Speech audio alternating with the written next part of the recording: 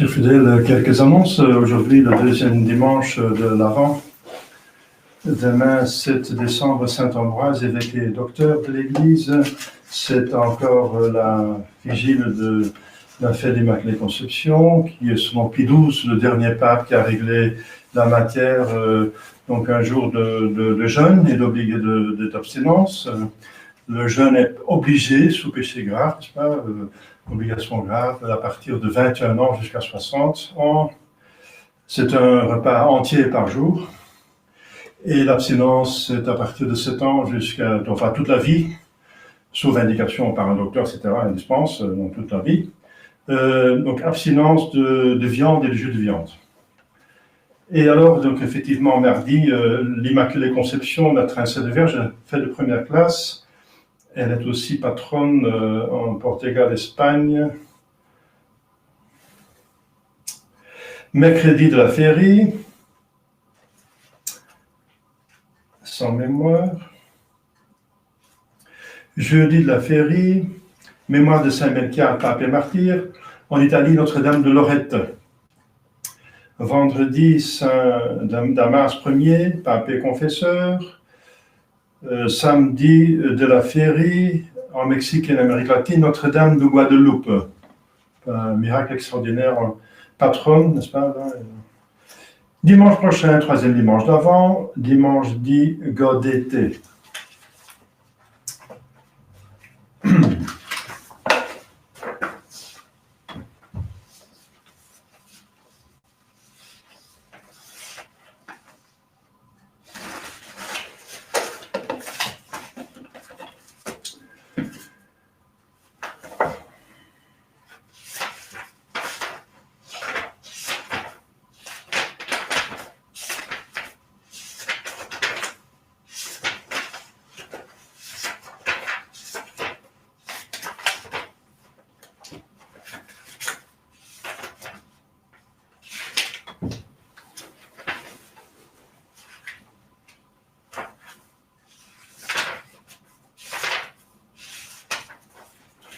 Au nom du Père et du Fils et du Saint-Esprit, ainsi soit-il. Chers fidèles, dans l'évangile de la messe d'aujourd'hui, Jésus donne des preuves de sa mission messianique. En effet, Saint Jean-Baptiste, qui sait deux choses, il sait très, très bien que Jésus est le Messie, parce qu'il a dit « Voici l'agneau de Dieu », n'est-ce pas? Après, il a bien désigné qui va enlever le péché du monde. Mais ici, une deuxième chose, c'est qu'il va mourir. Il est dans la prison et bientôt, il va être effectivement exécuté. Alors, ses disciples, il y a un souci, ces disciples ne suivent pas Jésus, la plupart.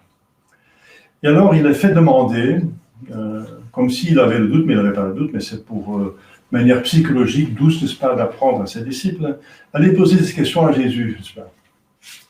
Et Jésus répond avec plusieurs éléments.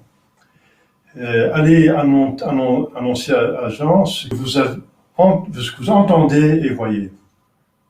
Alors il fait appel à des miracles. Les miracles qui sont la preuve, parce que les miracles viennent de Dieu, celui qui fait des miracles vient de Dieu, il agit au nom de Dieu. Et ensuite, ces miracles ne sont pas n'importe quel miracle, ce sont des miracles exactement comme ils ont été prédits par les prophéties de l'Ancien Testament. Donc il dit aussi, j'accomplis, implicitement, il dit, j'accomplis les prophéties. Et aussi que les pauvres sont évangélisés, c'est une prophétie. Et voilà, donc l'Église nous présente cela systématiquement, n'est-ce pas? Parce que pour nous, ce n'est pas tellement nécessaire, parce que nous croyons tous que Jésus est Dieu, puisque sinon vous n'étiez pas là. Mais il faut une foi absolument la plus certaine qui existe, la plus certaine. Et ensuite, il faut effectivement connaître les arguments pour convaincre d'autres personnes, n'est-ce pas, qui n'acceptent pas Jésus comme le Messie ou comme Fils de Dieu. Il est les deux en même temps, le Fils de Dieu qui va nous sauver. Alors, la première preuve que présente la Sainte Église, et dont fait allusion Jésus-Christ quand il dit allez annoncer que audistis, que vous avez entendu, eh bien, c'est la prédication de Jésus-Christ. Jésus prêchait partout, à tous et publiquement, pendant 3 ans. Sa doctrine est, d'une certaine façon, nouvelle. C'est la révélation dans l'Ancien Testament qui est portée à sa perfection. Il va dire, je ne viens pas abolir la loi de Moïse, mais je viens la perfectionner. Elle est sublime, elle est céleste, elle est inouïe, littéralement jamais entendue, inouïe, divine. Et pourtant, en même temps, simple et à la portée de tous. Il éclaire les hommes sur la bonté et la providence de Dieu, extrême, qui se fait homme pour prendre les péchés sur soi-même, n'est-ce pas? Et en même temps que sous sa puissance et sa justice exige une expiation terrible, donc qui montre que le péché est grave. Sur sa faiblesse, enfin la faiblesse et la misère de l'humanité, qui a besoin d'un rédempteur. Celui qui m'écoute sera sauvé, celui qui croit en moi sera sauvé, celui qui ne croit pas en moi sera perdu. Donc, on a besoin de Jésus-Christ, ce n'est pas une option, c'est une nécessité. Par la misère inextricable dans laquelle se trouve l'humanité après les péchés graves, le péché mortel d'Adam et Ève. Il leur enseigne clairement leur devoir envers Dieu, envers le prochain, d'une manière inouïe encore. Et le zèle de mon père m'a dévoré, il m'a enflammé quand il va chasser les marchands du temple et l'amour du prochain est incroyable. Et il demande d'aimer jusqu'à ses ennemis, ce qui n'était jamais entendu avant, n'est-ce pas? Jusqu'à ses ennemis, pas dans le mal, mais en tant que créature de Dieu et en tant que personnes qui peuvent se convertir, peuvent aller au ciel. Aimer son prochain comme soi-même. Et sur la vie présente et sur la vie future, parce que les prêtres à l'époque étaient tous des hérétiques, ils ne croyaient pas à la résurrection. Les pharisiens croyaient les théologiens croyaient à la résurrection, mais pas les sadducéens, les prêtres, la caste des prêtres ne croyaient pas à la résurrection. Ils leur enseignent clairement leur devoir envers Dieu, les prochains et envers eux-mêmes. Et ce qui va assez loin, n'est-ce pas, envers eux-mêmes, la chasteté, il va même condamner la chasteté en pensée. Et toutes les vertus qu'ils doivent pratiquer. L'humilité inconnue, n'est-ce pas? Presque inconnue. L'humilité était considérée comme une faiblesse, parce qu'il fallait être fier. La fierté et la force. Et il pose l'humilité et la douceur comme les vertus les plus importantes, n'est-ce pas?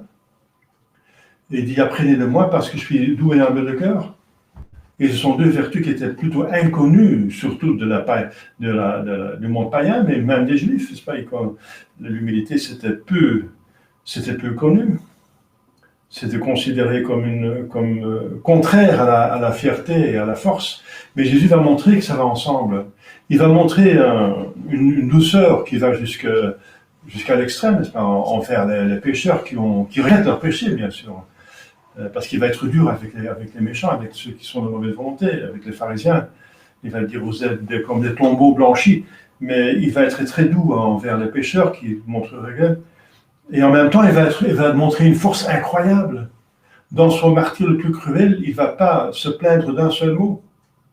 Incroyable, quelle force qui va ensemble avec une douceur. Les vertus n'empêchent pas l'une autre, au contraire, elles se complètent. Il leur enseigne clairement toutes les vertus, aussi la chasteté qui est extraordinaire, la chasteté que demande l'Église catholique. au nom de Jésus est unique parmi toutes les fausses religions. Elle est unique. Elle est très exigeante. La pénitence, la patience, jusque dans le martyre, n'est-ce pas? Si on vous frappe sur une joue, donnez l'autre. Incroyable, inouï. La charité, n'est-ce pas? La charité qui va jusqu'à donner sa vie pour ses prochains, comme il a donné l'exemple. Alors, vous voyez les 8 béatitudes et tout le sermon sur la montagne, magnifique résumé de ces doctrines du Sauveur unique. La première fois dans l'histoire du monde, de l'humanité, on entend telle doctrine si élevée, si claire, si pure, si sainte, qui ne peut venir que du ciel, voilà, que du ciel. Elle ne peut que venir qu'un Dieu, que d'un Dieu. Alors, ça va ensemble avec la deuxième marque que l'Église propose, n'est-ce pas? C'est la sainteté de sa vie. Parce que cette doctrine, il va l'appliquer premièrement lui-même. La sainteté de sa vie, n'est-ce pas, qui éclate. Si on est tous, je pense qu'aucune personne échappe au charme de Saint François d'Assise, qui a tiré la sainteté jusqu'au bout les plus... Enfin, je ne vais pas faire un jugement, mais extérieurement, Saint François nous touche, n'est-ce pas, avec une pauvreté jusqu'à la possibilité de la nature humaine, qui a suivi Jésus dans tout ce qui est possible à suivre, mais physiquement, il a suivi, il ne possédait rien, il parcourit le pays en parlant de l'évangile, donc il vivait de la providence. Eh bien, Saint François touche pratiquement toute âme. Il n'y a personne qui peut rester indifférent devant, même le sultan, n'est-ce pas? Un sultan était touché par la sainteté de Saint François quand il présentait devant lui. Eh bien, il ne fait que imiter pâlement la sainteté de Jésus-Christ. Vous vous rendez compte? Jésus-Christ, c'est Saint François au centuple, n'est-ce pas? C'est au quadruple, je ne sais pas combien de fois, mais c'est beaucoup plus. Saint François n'est qu'un imitateur, une copie. Alors vous vous rendez compte, la sainteté de Jésus-Christ, il n'avait pas une pierre pour poser sa tête, n'est-ce pas? Il avait la pureté, l'obéissance lui-même à son Père, la douceur, la patience dont je viens de parler, la bonté, la miséricorde. Même un petit exemple, n'est-ce pas? Pendant sa passion la plus pénible, n'est-ce pas? Il avait subi la flagellation, n'est-ce pas? Il portait la croix. Donc, au lieu de se plaindre, il fait encore tout un discours à des femmes pour le consoler dans leur misère. Quand il rencontre Jésus console les femmes de Jérusalem. On est compte? Lui qui subit le martyre qui est presque épuisé, qui est en train de mourir, qui subit les peines insupportables, n'est-ce pas?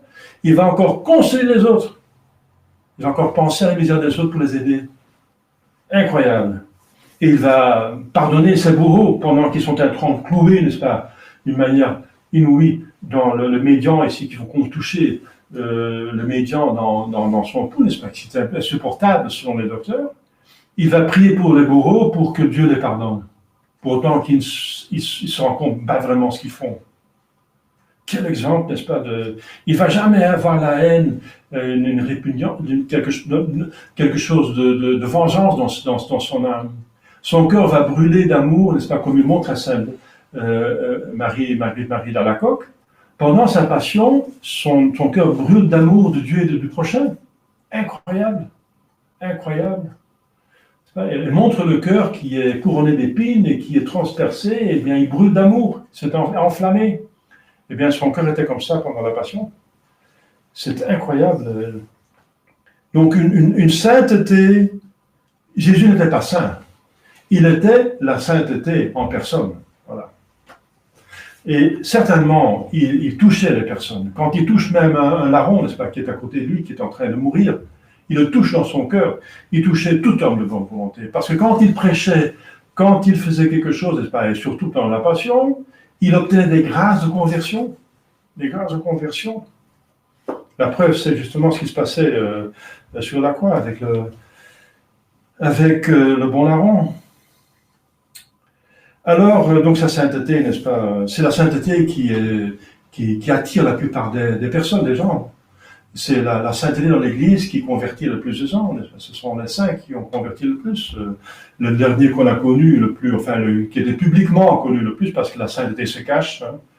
Mais celui qui était connu publiquement, c'était le Padre Pio. Vous vous rendez compte, l'attirance qu'il avait dans le monde entier. La sainteté, la sainteté de Padre Pio était capable d'avoir une influence dans le monde entier. Le monde entier était sa paroisse. Il y avait des gens qui venaient du Japon, n'est-ce pas, pour le voir, pour se confesser chez lui. Alors, le troisième point, c'est effectivement, dont Jésus parle explicitement, c'est les miracles. Il dit, si vous ne croyez pas à cause pour que je dis, donc à cause de la doctrine, au moins croyez-moi pour mes œuvres, les miracles. Hein. Les miracles sont les preuves que Dieu agit.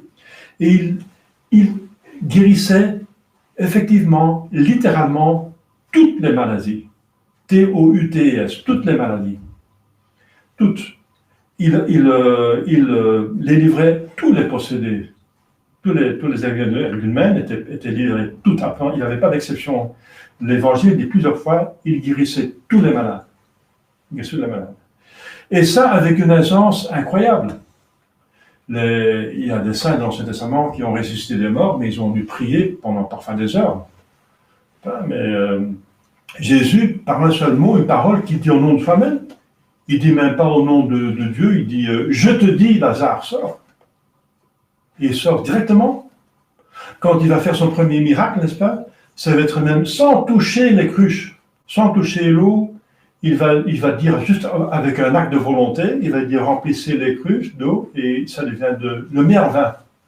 Un seul acte de volonté. Quand il dit, je dis, Lazare sort, mais c'est la preuve qu'il est Dieu, n'est-ce pas?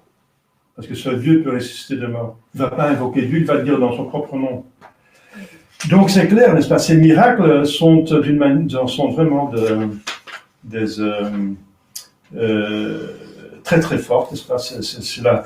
Un miracle, c'est un événement sensiblement constatable qui dépasse, qui est au-delà, pas contre, mais au-delà des lois de la nature, qu'on pourra jamais expliquer par les lois de la nature, comme ressusciter un mort, comme guérir quelqu'un qui manque quelque chose, des maladies incurables qui sont guéries instamment,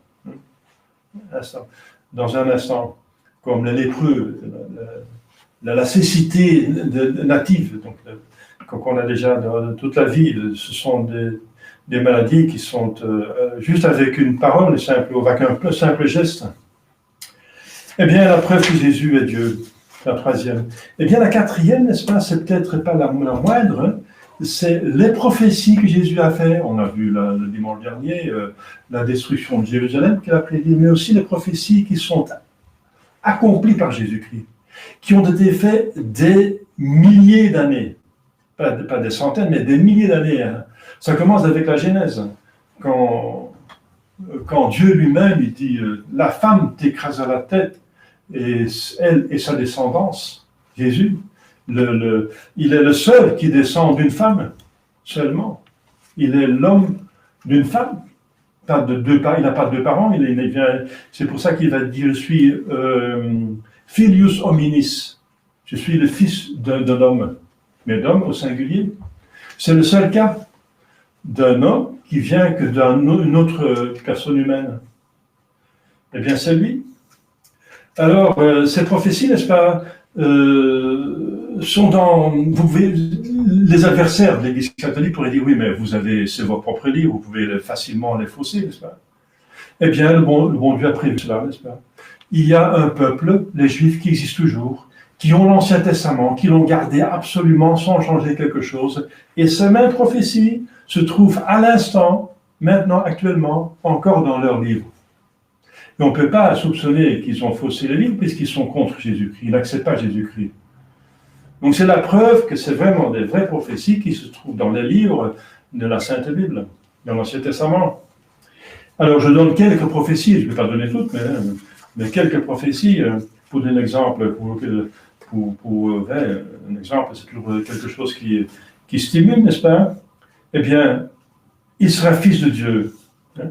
C'est dans les psaumes, dans le premier livre des Chroniques et dans 2 Samuel. Il serait fils de Dieu.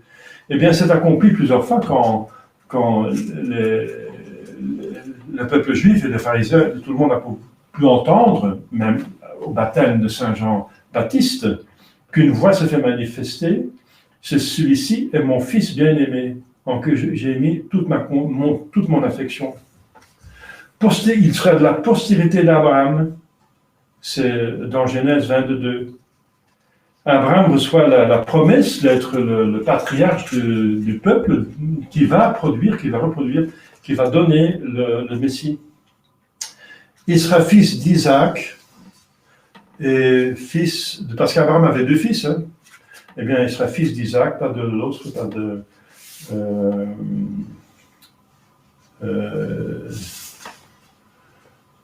enfin, c'est pas grave, j'ai oublié plus le nom de l'autre, qui était fils de l'esclave. Ismaël. Pardon? Ismaël, oui, Ismaël. Oui.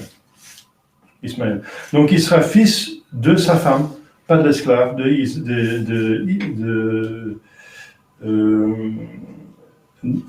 Isaac, parce qu'Abraham avait deux fils. Fils de Jacob, parce que Isaac avait encore 2 fils, Jacob et Ésaü.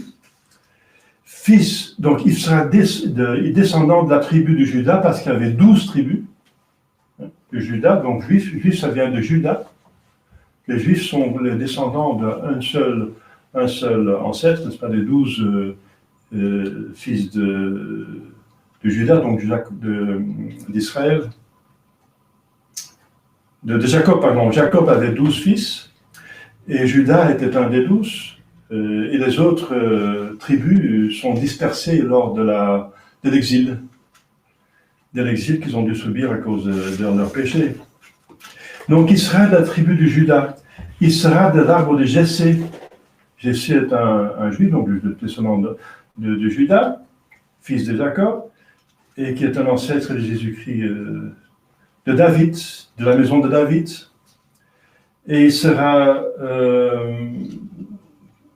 pour l'éternité, roi pour l'éternité. Il sera né en Bethléem, Michée, dans le prophète Michée. Et dans les psaumes, on trouve qu'il sera appelé Seigneur. Il sera prophète, Deutéronome 18. Il sera sacrificateur, psaume 110, bien sûr, les sacrificateurs, parce qu'il nous sanctifie par les sacrements, qui distribue les fruits de la croix, de sa passion. Il sera juge. Bien sûr, naturellement, il a toujours été juge, mais il sera encore juge. C'est encore une prophétie qui va s'accomplir lors de la fin des temps. Il sera roi. Bien sûr, il est roi. Mais si maintenant on l'a découronné, n'est-ce pas? Montrefèvre a écrit un livre non découronné. Eh bien, c'est parce que ce roi a décidé que ces sujets doivent être jugés par libre volonté. Voilà. Par un acte de foi, d'espérance, de charité, et soutenu. N'est-ce pas? Eh bien, donc il a tout sous contrôle. Il n'y a pas un feu qui tombe d'un arbre ou qu'il a permis cela, n'est-ce pas? Il sera loin de l'Esprit Saint, Isaïe, et c'est accompli lors de son baptême. Il accomplira des miracles, ça on vient de le dire. Il parlera en parabole, dans Psaume 78, 90-18. Il devait être trahi par un ami, Psaume 41. Il sera vendu pour 30 pièces d'argent, Zacharie 11. Cet argent sera jeté dans le temple, dans la maison de Dieu, dans le temple. Judas va le jeter dans le temple. Il sera abandonné par ses disciples, Zacharie 13 encore. Il sera accusé par de faux témoins, Psaume 35. Il ne répondait pas à ses accusateurs, par exemple à Hérode, Isaïe 53. Il sera blessé et brisé, donc on va le martyriser, c'est Isaïe 53. On lui frappera et on lui crachera au visage, Isaïe 50. On se moquera de lui, Psaume 22. On lui percera les pieds et les mains, on peut vérifier sur le Saint-Suaire. Psaume 22. Il a prié pour ses bourreaux, Isaïe 53. Il sera haï par les siens, il viendra parmi ceux-ci, il est venu parmi ses siens, et les siens n'ont pas accepté, ils l'ont même mis à mort. Isaïe 53, il sera haï sans cause. Pilate va le proclamer plusieurs fois innocent. Et même Hérode ne va pas trouver quelque chose de condamnable, il va renvoyer à Pilate, il trouve rien de... C'est un fou, mais il ne trouve rien de condamnable. Ses amis se tiennent à l'écart, tous les apôtres vont fuir, psaume 38. Tous secouent la tête, psaume 109, ce qui va arriver lors de sa crucifixion. Les passants l'injuriaient et secouaient la tête. Il se partage ses vêtements, psaume 22. Il souffrira de la soif, sur la croix, psaume 69. On lui donnera du fiel et du vinaigre à boire. Il s'écria d'une voix forte, mon Dieu, pourquoi m'as-tu abandonné ?» C'est dans le psaume 22. Il remet son esprit. Psaume 31, je remets mon esprit entre tes mains, c'est réalisé dans Luc 23. Ces os ne sont pas brisés. Exode 12 et Nombre 9. Son cœur fut brisé, transpercé. Psaume 22. Son côté fut percé. Zacharie 12. L'obscurité couvrit la tête lors de sa mort.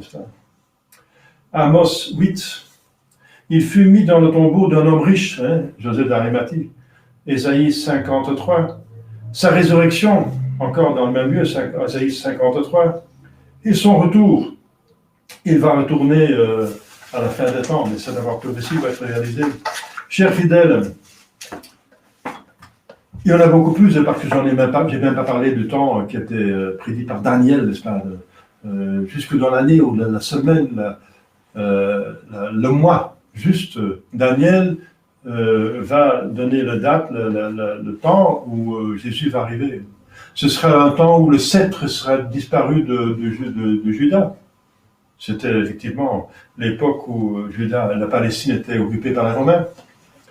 Voilà, chers fidèles, il y a vraiment des preuves de la divinité de Jésus-Christ, des preuves qui doivent renforcer notre foi jusqu'à ce qu'il est absolument inébranlable, qu'on est prêt à le suivre, parce que si Jésus est Dieu, il faut le prendre au sérieux, il faut étudier sa doctrine, il faut l'accomplir jusque dans les moindres détails, puisqu'il est Dieu.